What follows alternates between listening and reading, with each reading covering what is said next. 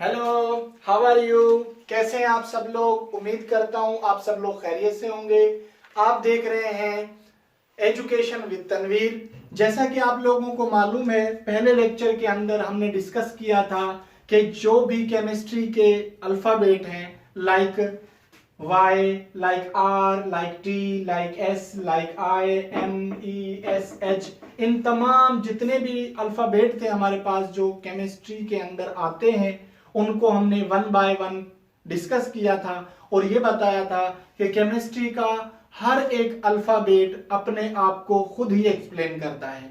सो आज जो है हम प्रॉपरली डेफिनेशन को लेकर आगे चलेंगे और इस लेक्चर को जो है अच्छे से समझेंगे। सो फर्स्ट ऑफ ऑल आज जो है हम बात करेंगे प्रॉपर्टी की,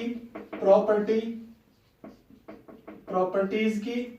नंबर 2 हमारे पास है कंपोजिशन की बात करेंगे। हम आज कंपोजिशन की बात करेंगे जी आज, और उसके बाद हम बात करेंगे जी स्ट्रक्चर की। ठीक है, और आप ये सोच रहे होंगे कि सर ने ये 3 लफ्ज लिखे हैं केमिस्ट्री के बाद, इनका मतलब। अब देखें जी, ये आप लोगों को अच्छे तरीके से पता होगा क्योंकि जब हम डेफिनेशन डिस्कस करते हैं, और अक्सर यही बात जो है हम डिस्कस करते हैं केमिस्ट्री में, जब हम डेफिनेशन की बात कर रहे होते हैं कि जी डेफिनेशन जो है हमारे पास केमिस्ट्री की, अक्सर स्टूडेंट ये करते हैं कि chemistry is the branch of science that deal with the study of properties, composition and structure। यहाँ से आप एक जो है ना पॉइंट को पिक करें। जब लफ्ज डेफिनेशन के अंदर हम बात करते हैं प्रॉपर्टीज की, तो मैंने वही लफ्ज यहाँ पर ऐड किया है। उसके बाद मैंने बात की है कंपोजिशन की, और फिर मैंने लफ्ज यहाँ पर एक लिखा है स्ट्रक्चर, क्योंकि पूरी की पूरी केमिस्ट्री की डेफिनेशन के अंदर हमारे पास इस पूरी डेफिनेशन में हम 3 ही जो मेन लफ्ज होते हैं उनको बयान करते हैं या एक्सप्लेन करते हैं। जैसे कि अब आपको पता होगा कि जो केमिस्ट्री है हमारे पास वो ब्रांच है साइंस की। इससे पहले वाला जो लेक्चर था मेरा वो साइंस के ऊपर था, और इसमें आप अच्छे तरीके से ये तो आप जान चुके होंगे कि chemistry is the branch of science, कि केमिस्ट्री जो है वो ब्रांच है साइंस की। अब इसके अंदर जो है इस पूरी केमिस्ट्री में हम किसके बारे में डिस्कस करेंगे? नंबर 1 हमारे पास है प्रॉपर्टी, नंबर 2 हमारे पास है कंपोजिशन, एंड नंबर 3 हमारे पास है structure. So one by one in तमाम जो है टर्म को, तमाम वर्ड्स को हम जो है समझने की कोशिश करते हैं। देखें, हमारे पास सबसे पहले प्रॉपर्टीज की अगर हम बात करें तो हमारे पास 2 तरह की प्रॉपर्टी होती है। जैसे कि नंबर 1 मेरे पास होती है फिजिकल प्रॉपर्टी,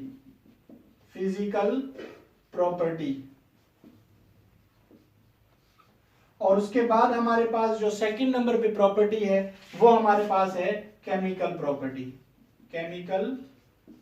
प्रॉपर्टी। अब फिजिकल प्रॉपर्टी क्या है और केमिकल प्रॉपर्टी क्या है, सबसे पहले हम डिस्कस करते हैं फिजिकल प्रॉपर्टी के बारे में। जैसा कि मैं आपको यहां पर बताता चलूं, अगर हमारे पास H2O है, आप सभी जानते हैं कि H2O हम जो है वो किसे कहते हैं, ये फार्मूला है हमारे पास वाटर का। सो अगर हम फिजिकल प्रॉपर्टीज की बात करें, और एग्जाम्पल के तौर पे हमने यहाँ पर एक प्रोडक्ट लिखी है। प्रोडक्ट आपको पता है कि H2O है, और H2O आपको सिंपल पता होगा हम वाटर को कहते हैं। सो सिंपल अगर हम बात करें यहाँ पर H2O की, तो अगर हम सबसे पहले बात करेंगे वाटर के कलर की, और उसके बाद हम बात करते हैं उसकी स्मेल की, उसके बाद जो है हम बात करते हैं मेल्टिंग पॉइंट की, और उसके बाद जो है हम बात करते हैं बॉइलिंग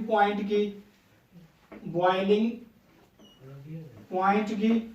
सो आपको पता चल चुका होगा कि जब भी हम वाटर के कलर की बात करें, वाटर की स्मेल की बात करें, वाटर के मेल्टिंग पॉइंट की बात करें, वाटर के बॉइलिंग पॉइंट की बात करें, इस तरह के जितने भी हम जो है टर्म को शो करते हैं, जितने भी जो है टर्म को यहाँ पर डिस्कस करने का मतलब यही है कि आप लोगों को ये बात समझ में आ जाए कि बेसिकली फिजिकल प्रॉपर्टी का मतलब क्या होता है।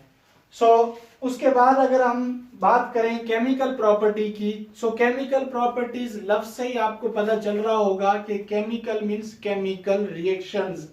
अब इसके अंदर हम क्या करते हैं केमिकल प्रॉपर्टीज के अंदर कि जैसे फॉर एग्जांपल मेरे पास H2O है।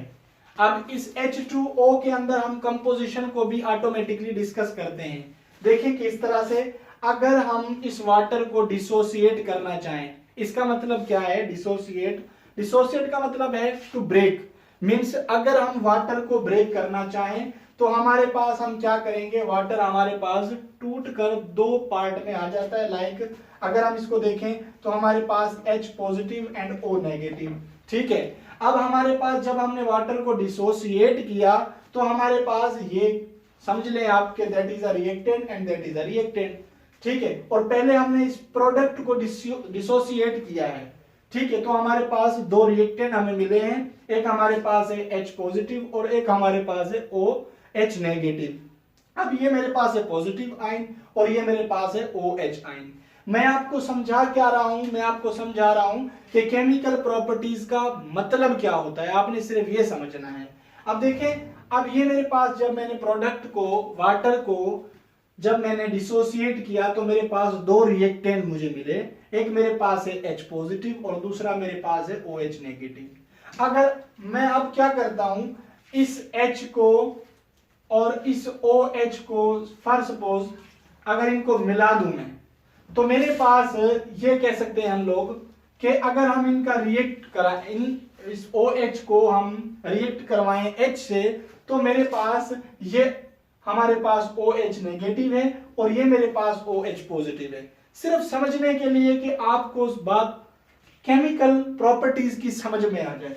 सो हमारे पास ये रिएक्शन ऐसे हो जाएगा दोबारा H2O।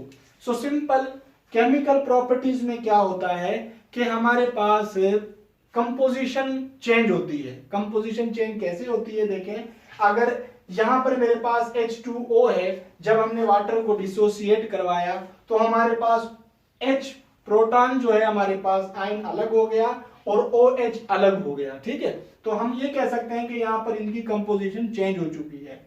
और यहां पर जब हमने इन रिएक्टेंट्स को लाइक हमारे पास H पॉजिटिव और OH नेगेटिव को दोबारा से कंबाइन किया और कंबाइन होने के बाद दोबारा हमें क्या मिल चुका है, वाटर मींस H2O। सो इस तरह की जब हम बात करते हैं तो हम कह रहे होते हैं कि जी हम केमिकल प्रॉपर्टी की बात करते हैं। और केमिकल से आपको समझ में आ रहा होगा केमिकल रिएक्शन, यहाँ पर हम जो है एज अ इक्वेशन, जब मैं लिख रहा हूं यहाँ पर इक्वेशन मैंने इसलिए लिखी कि आपको समझ में आ जाए कि केमिकल मींस कोई ना कोई रिएक्शन हो रहा है, ठीक है, या तो फिर वो एसोसिएट हो या फिर वो डिसोसिएट हो। सो सिंपल मैं दोबारा रिपीट करता हूं, जो फिजिकल प्रॉपर्टी है उसमें अगर आप समझें तो हम उसमें colour, smell, melting point, boiling point को डिस्कस करेंगे। और अगर हमसे कोई पूछता है कि केमिकल प्रॉपर्टी क्या है, सो केमिकल प्रॉपर्टीज जो हमने ऊपर पढ़ा है कि अगर हम एक प्रोडक्ट को डिसोसिएट करें तो उनकी कंपोजिशन जो है वो चेंज हो जाती है। जैसे कि OH अलग हो गया हमारे पास और H जो पॉजिटिव है हमारे पास अलग हो गया आयन फॉर्म में। जब हम दोबारा इन आयन्स को दोबारा एक दूसरे से रिएक्ट करवा रहे हैं तो आफ्टर रिएक्शन हमारे पास दोबारा प्रोडक्ट मिल जाता है H2O water. So I think आप लोगों को जो है ये प्रॉपर्टीज जो है हमारे पास वो आपको समझ में आई होगी। सबसे पहले हमने डिस्कस किया है प्रॉपर्टी के बारे में, ठीक है, और फिर मैंने आपसे ये डिस्कस किया कि जो प्रॉपर्टीज होती है हमारे पास वो दो तरह की होती हैं, physical properties and chemical properties. आज जो है हम लोग सिर्फ इसी के ऊपर जो है फोकस करेंगे कि केमिस्ट्री में हमारे पास जो डेफिनेशन है केमिस्ट्री की उसमें तीन मेन टर्म हम डिस्कस करते हैं, प्रॉपर्टीज, कंपोजिशन एंड स्ट्रक्चर।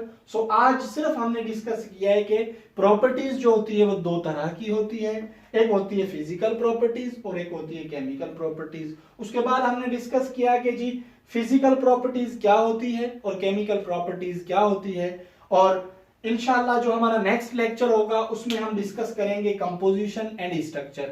उम्मीद करता हूं कि ये लेक्चर आप लोगों को जरूर पसंद आया होगा और इंशाल्लाह हम जो है अपनी नेक्स्ट वीडियो के साथ दोबारा हाजिर होंगे। आज के लिए इतना ही, अल्लाह हाफिज।